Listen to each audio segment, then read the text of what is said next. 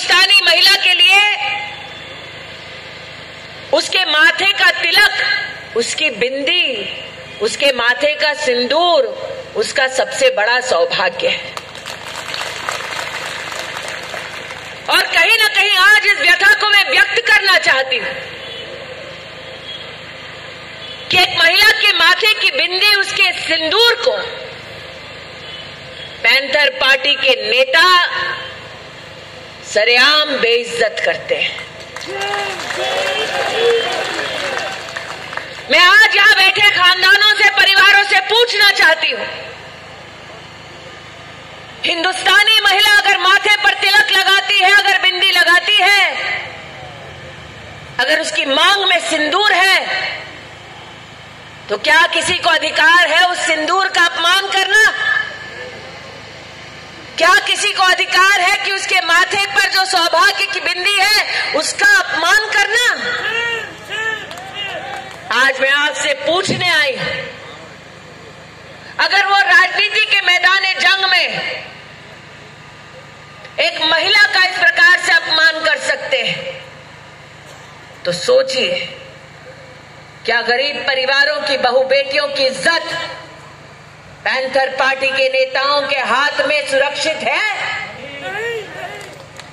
मैं आज आपसे पूछना चाहती हूं, पैंथर पार्टी के नेता राजनीति इस प्रकार की करते हैं, महिलाओं को अपमानित करते हैं, कलंकित करते हैं, सिंदूर को, माथे की बिंदिया को, बड़ों को गालियां बकते हैं। अरे ऐसी पार्टी जिसमें संस्कार नहीं है वो समाज का कल्याण क्या खाक कर पाएगी?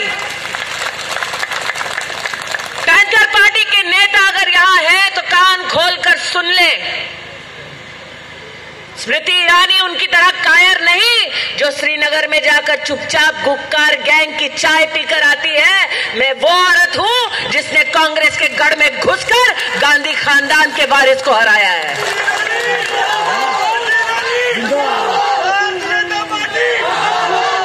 एक साधारण खानदान की महिला,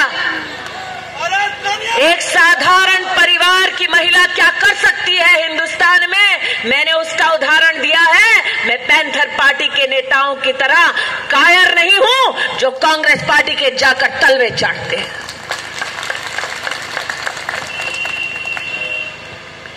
कायरता देखिए इनकी, उनसे जाकर हाथ मिलाया जिस गुपकार गैंग ने पाकिस्तान को गले लगाया। कायरता देखिए इनकी, उनके साथ जाकर चाय पी जिन्होंने जम्मू कश्मीर की आवाम के मुंह से रोटियां छीनी। कायरता देखिए पैंथर पार्टी की, उनके साथ जाकर रोटियां खाई जिन लोगों ने तिरंगे का अपमान किया। पैंथर पार्टी के नेताओं से कहना चाहती हूं, हिंदुस्तान की साधारण महिला को मत ललकारो। हम ईंट का जवाब पत्थर से देना जानते हैं, दुश्मन के दांत खट्टे करना जानते हैं। पैंथर पार्टी के नेता किसकी चाय पीने गए थे? उस गुपकार गैंग की चाय पीने गए थे जो हिंदुस्तान के आवाम के सामने चीन देश का हाथ थामने की हिमाकत करते हैं। पैंथर पार्टी के नेता किसकी चाय पीने गए थे? उस गुपकार गैंग की चाय पीने गए थे जो इकट्ठा इसलिए हुए ताकि आप चुनाव में शिरकत ना कर सकें और आप किसी के लिए वोट ना कर सकें, उसकी चाय पीने गए थे।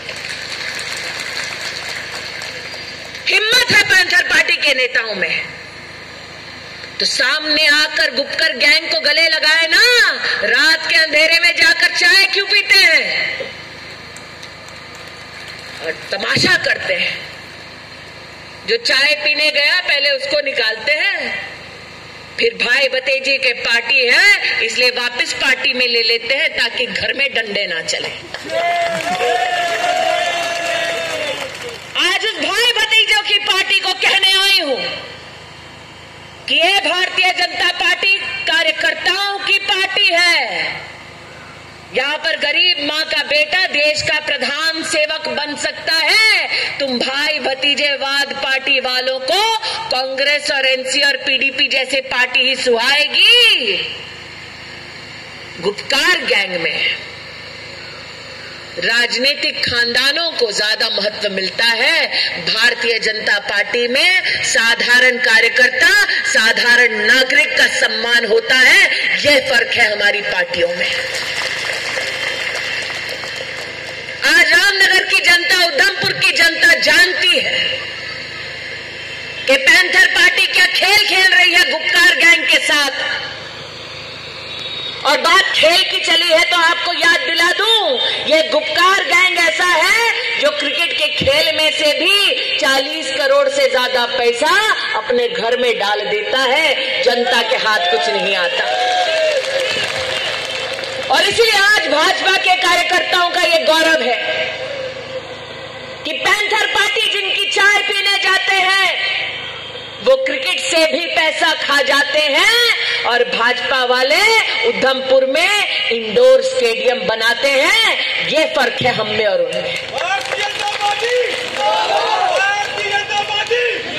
पैंथर पार्टी जिनके साथ जाकर चाय पीते हैं, उस गुपकार गैंग ने आतंकवाद की दहलीज पर कितने नौजवानों के अरमानों की बलि चढ़ाई है, कितने लोगों के खून से रंगे हैं गुपकार गैंग के हाथ, जिन हाथों से पैंथर पार्टी के नेता ने चाय पी है। जवाब दे पैंथर पार्टी के नेता आज। उनको जाकर गले लगाया जो पाकिस्तान और आतंकी गुटों का समर्थन करते हैं। अरे उनको जाकर गले लगाया पैंथर पार्टी ने, उनकी चाय पी जो हिंदुस्तान की फौज से पाकिस्तान के दांत कैसे खट्टे किए उसका प्रमाण मांगते हैं। आज पैंथर पार्टी के नेताओं से कहती हूं, दम है तो खुलकर सामने आओ और लोगों को बताओ कि गुपकार गैंग को क्यों गले लगाया था। जनता से कहने आई हूं, आप उनके छलावों में ना आए।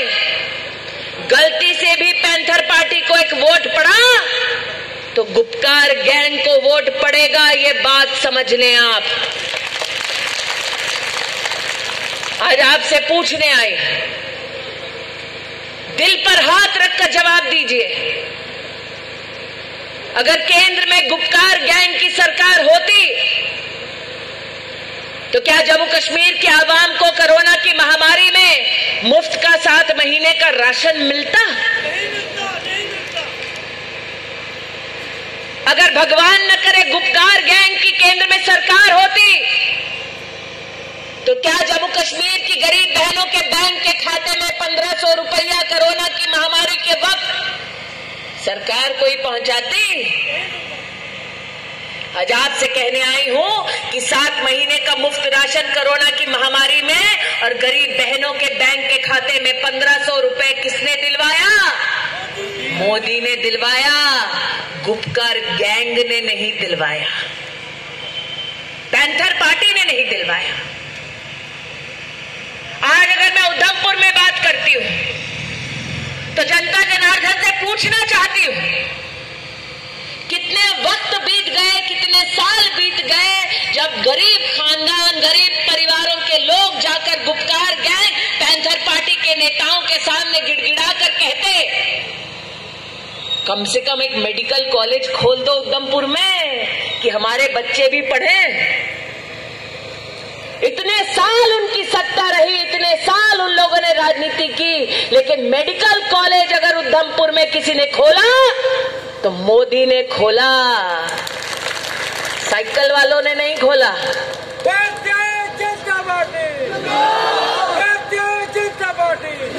यहां कितने बुजुर्ग ऐसे बैठे, नौजवान उनसे जाकर पूछे,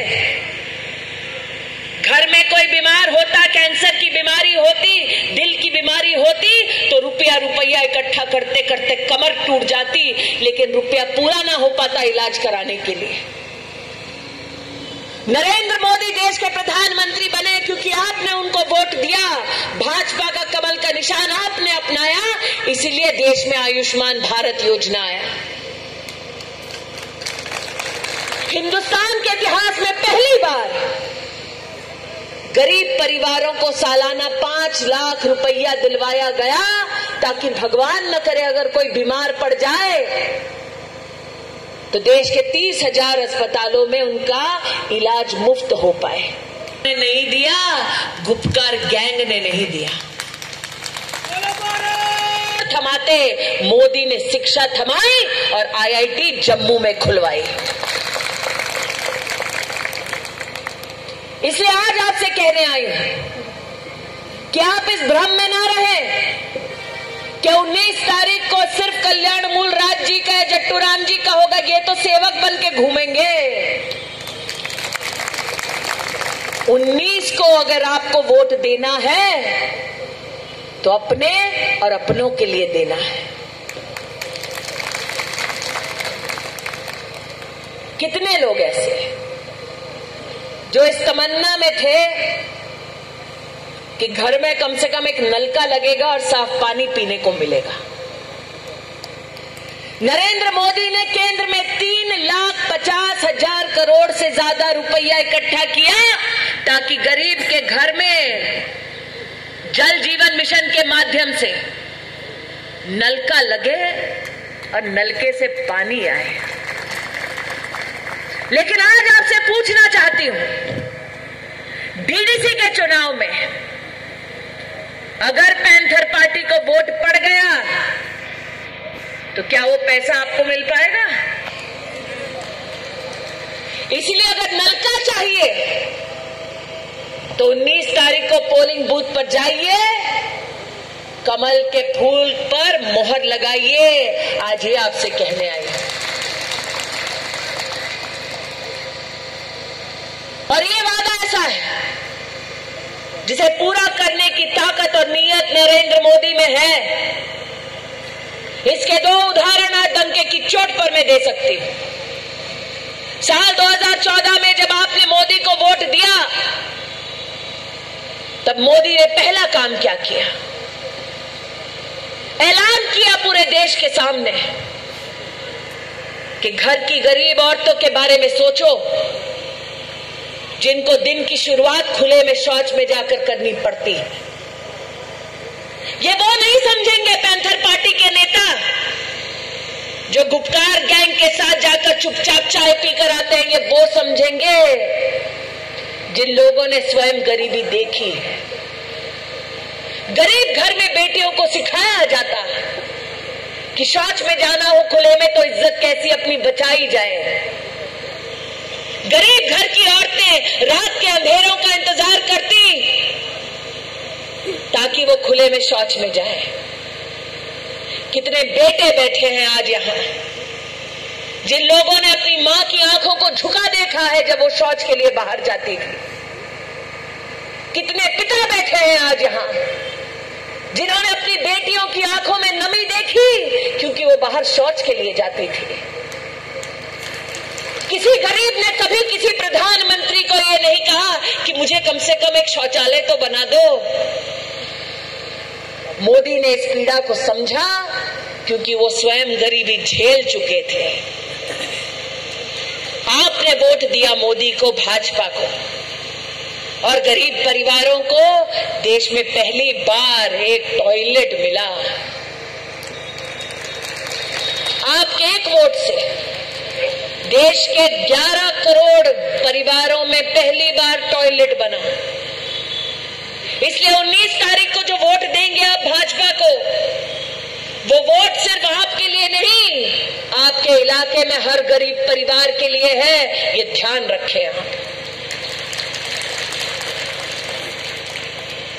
आज यहां जितनी माएं बैठी हैं, मैं उनसे पूछना चाहती हूं, कभी किसी गरीब औरत ने किसी नेता से जाकर ये कभी कहा कि चूल्हा फूंकने में कितनी तकलीफ होती है? किसी ने नहीं कहा। जितने अपशब्द कहने हैं पैंथर पार्टी को कह ले। उनकी दुखती रग ये है कि केंद्र से मंत्री क्यों आ रहे हैं। खुद के हैं नहीं इसलिए थोड़ा छटपटा रहे हैं। लेकिन ये बात सिर्फ पैंथर पार्टी ने नहीं की, कांग्रेस पार्टी भी बोल रही है। मंत्री क्यों आ रही है? अमेठी का दर्द नहीं भूले वो।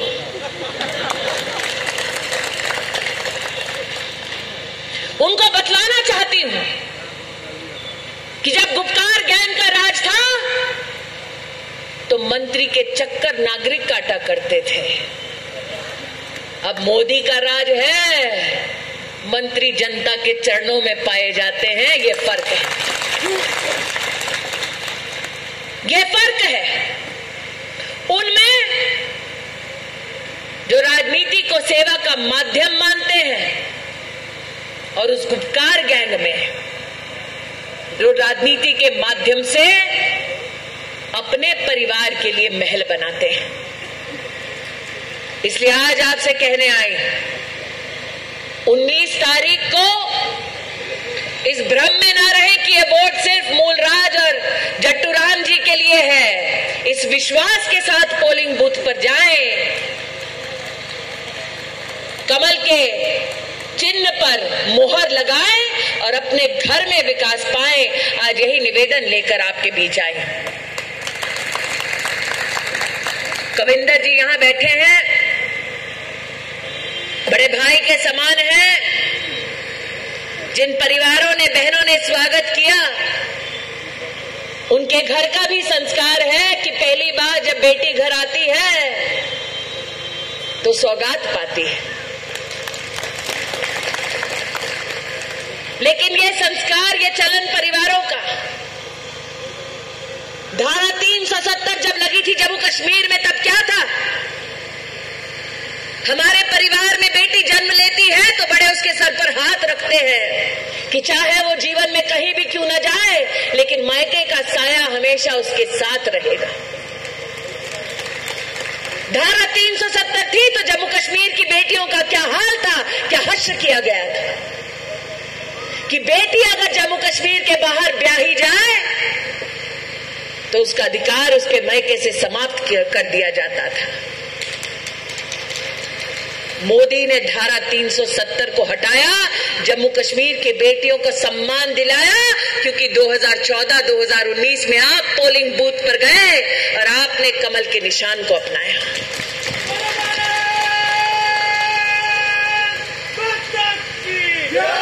इसलिए आज अगर आपको सौगात, आशीर्वाद इस बेटी को देना है तो अपने लिए, अपनों के लिए 19 तारीख को पोलिंग बूथ पर जाना है और विकास का सम्मान करते हुए कमल के निशान पर मोहर लगाना है।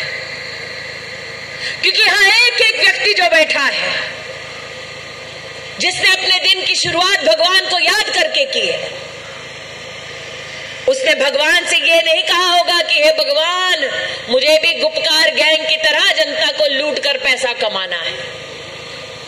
यहां एक एक व्यक्ति जो बैठा है, जिसने आज अपने भगवान को याद कर दिन की शुरुआत की है, उसने अपने भगवान से ये नहीं कहा कि हे भगवान, मुझे भी पैंथर पार्टी के नेताओं की तरह देश के गद्दारों के साथ चाय पीनी है।